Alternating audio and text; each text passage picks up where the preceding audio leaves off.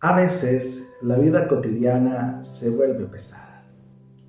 Los días pasan entre trabajo, entre preocupaciones, entre responsabilidades, cansancio y preguntas que muchas veces no sabemos cómo responder. Hay momentos en los que el corazón humano se siente pequeño frente al peso de su propia existencia. La incertidumbre del mañana, las heridas del pasado, la sensación de que el tiempo se escapa demasiado rápido.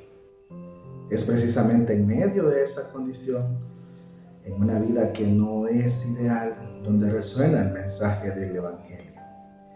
Cuando el apóstol Pablo comienza su carta a Tito, en el capítulo 1, en los primeros 4 versículos, lo hace recordando algo que cambia la manera de mirar la vida. Él menciona su condición como siervo y como apóstol de Jesucristo. Si notamos, él no está hablando de un título religioso para sentirse identificado. Él no se identifica humanamente. Su identidad está basada en la relación que tiene con Dios y el papel que tiene en la vida con Dios. Él está hablando de una identidad, está hablando de un propósito, y su propósito en esta tierra está basado precisamente en lo que Dios ha establecido para él. Muchos seres humanos viven buscando quiénes son realmente. Buscan identidad en el trabajo, en los logros, en los títulos académicos, en el reconocimiento, en el dinero, incluso en la aprobación de los demás. Pero esas cosas son frágiles. Un día pueden estar y el siguiente pueden simplemente desaparecer. Pablo, en cambio, se entiende a sí mismo desde la relación con Dios. Su vida tiene una dirección porque sabe que ha sido llamado. Y se ha llamado, y ese llamado no es exclusivo para los apóstoles. En lo profundo del Evangelio hay una verdad. Y esa verdad toca a cada uno de nuestros corazones. Nuestra vida no es un accidente perdido en el universo. Nuestra existencia está dentro de una historia mucho más grande que nosotros o de lo que nosotros podemos entender. Pablo habla de la fe de los escogidos de Dios y del conocimiento de la verdad que conduce a la piedad. No se trata de una fe superficial, no se trata de una cultura, no se trata de una costumbre como las costumbres de los pueblos. No se trata de nada de eso. Se trata de una forma de vivir. Se trata de una fe que transforma la vida real. La verdad del Evangelio no está pensada solo para ser discutida en libros o en debates teológicos. No. Está pensada para tocar la forma en que vivimos cada día. Cómo nos tratamos en nuestra familia, cómo reaccionamos cuando alguien nos hiere, cómo enfrentamos la culpa, cómo atravesamos el sufrimiento, cómo seguimos adelante y cómo establecemos nuestra esperanza aún en los momentos de debilidad. El Evangelio no es simplemente una doctrina, es una verdad que busca hacerse carne en la vida cotidiana. Luego Pablo menciona algo que toca, una pregunta muy profunda en el corazón del hombre, la esperanza de la vida eterna. El ser humano vive con una conciencia constante del tiempo. Vemos cómo los años pasan, cómo cambian las etapas de la vida, cómo envejecen nuestros padres, cómo crecen nuestros hijos, cómo llegan pérdidas que no esperábamos. En el fondo del corazón existe una inquietud silenciosa. Muchas veces la pregunta, ¿hacia dónde va todo esto? Frente a esa inquietud, el Evangelio anuncia algo extraordinario. La vida eterna no es una idea tardía, ni un invento que pueda generar consuelo, ni invento religioso que pueda generar consuelo. No es nada de eso.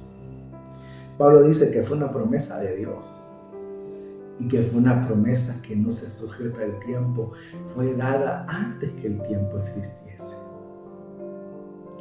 Eso significa que antes que nosotros existiéramos, antes de nuestras luchas, antes de nuestras caídas, antes de incluso de nuestros errores, Dios ya había establecido un camino y había pensado en en la salvación. Esto cambia profundamente la manera de mirar la vida. Significa que nuestra historia personal no comienza con nuestros fracasos, no. Ni termina con nuestras limitaciones, no. Hay un propósito eterno que precede a nuestra historia.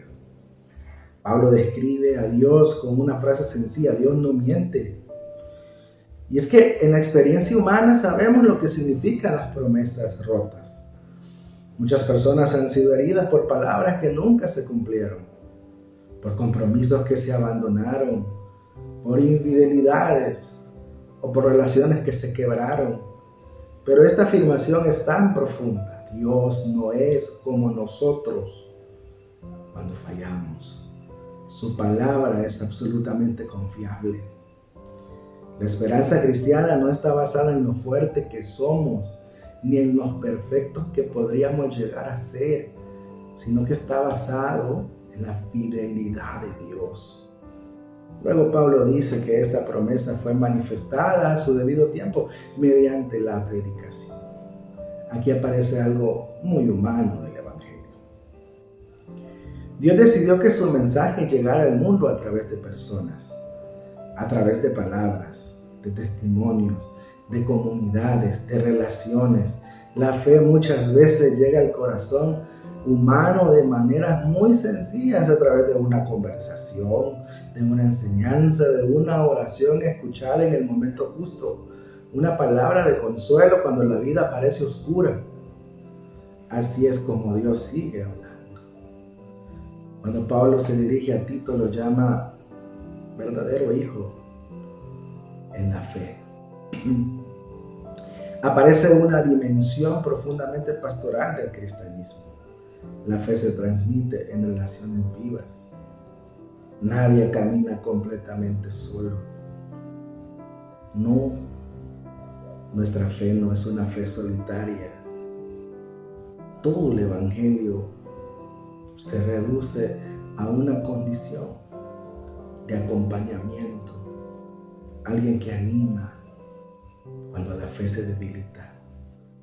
No deberíamos de estar solos. No deberíamos de dejar solos a nuestros hermanos. Tantas frases pronunciadas desde un corazón no pastoral. Por ejemplo, el decir la salvación es personal, realmente no lleva a la condición del acompañamiento en la fe de los hermanos. No es ese el propósito. Nadie camina o nadie debería de caminar completamente solo. Siempre debería de haber alguien que nos enseñe. Siempre debería de haber alguien que nos acompañe. Alguien que nos anime cuando nuestra fe se debilita. De eso se trata el Evangelio y la comunión entre el pueblo de Dios. La comunión entre el pueblo de Dios no debe de ser cosa diferente que eso. Finalmente, la carta comienza con una bendición que resume todo el Evangelio. Él dice: gracia, misericordia y paz. La gracia nos recuerda que Dios nos ama antes de que podamos demostrar que no lo merecemos.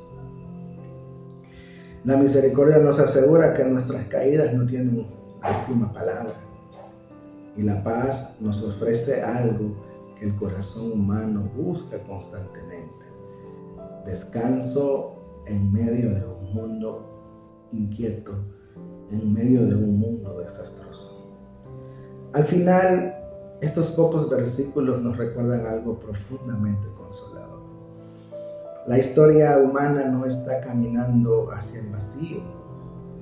Hay una promesa anterior al tiempo, una fidelidad que no se rompe y una esperanza que atraviesa incluso la muerte.